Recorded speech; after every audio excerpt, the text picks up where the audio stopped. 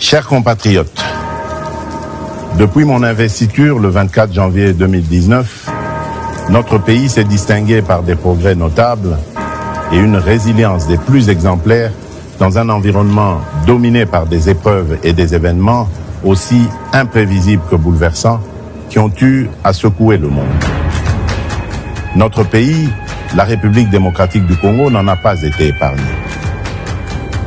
Notre économie s'est montrée résiliente. Il en est de même de nos populations qui, avec bravoure, se sont dressées comme un seul homme dans les provinces de l'Ituri et du Nord Kivu, en proie à l'agression de nos voisins et au terrorisme. Nous avons une nouvelle fois démontré que dans les moments les plus difficiles, nous, Congolaises et Congolais, savons toujours résister et rebondir.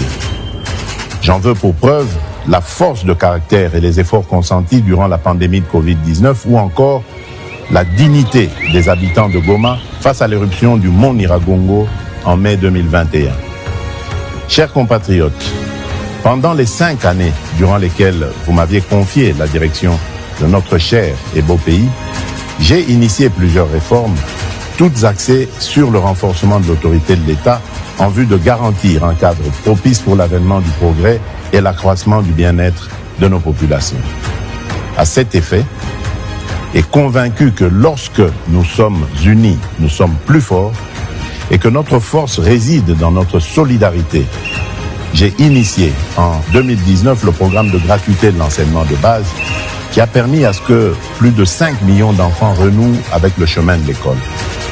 À ce programme s'est ajoutée la mise en œuvre cette année du programme de la couverture santé universelle à travers le lancement du projet de gratuité des soins aux femmes enceintes, des accouchements et des soins de santé aux nouveau-nés.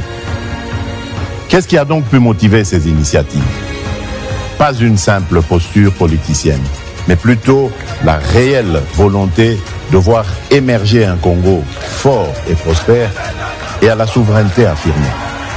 Un Congo dans lequel l'autorité de l'État est consolidée, la solidarité renforcée et nos villes connectées pour le meilleur.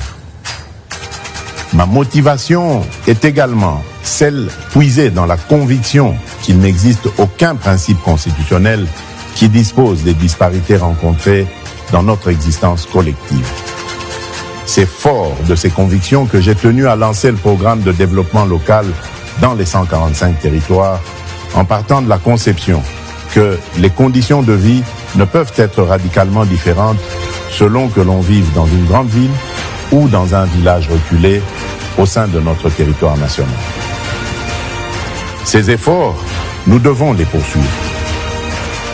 Au moment où je sollicite ce deuxième mandat, mon ambition est d'aller jusqu'au bout de ce que nous avons si bien commencé pour réhabiliter le citoyen congolais dans la plénitude de sa dignité et dans sa fierté d'appartenir à notre chère et belle nation.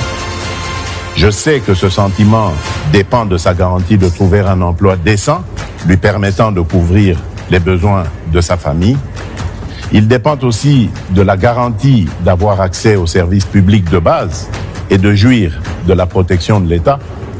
C'est pourquoi j'ai décidé d'aligner le deuxième mandat par la confiance que vous me renouvellerez sur 6 engagements majeurs, à savoir, premièrement, l'engagement de créer plus d'emplois au moyen d'une approche volontariste avec des solutions tirées de notre vécu quotidien en accélérant la promotion de l'entrepreneuriat.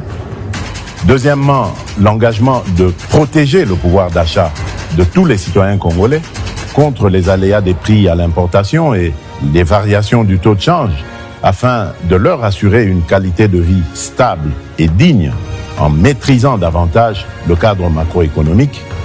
Troisièmement, l'engagement d'assurer avec plus d'efficacité la sécurité pour tous au moyen d'une restructuration profonde de l'appareil de sécurité et de défense, ainsi que la sauvegarde de nos intérêts par le renforcement de l'Académie diplomatique congolaise.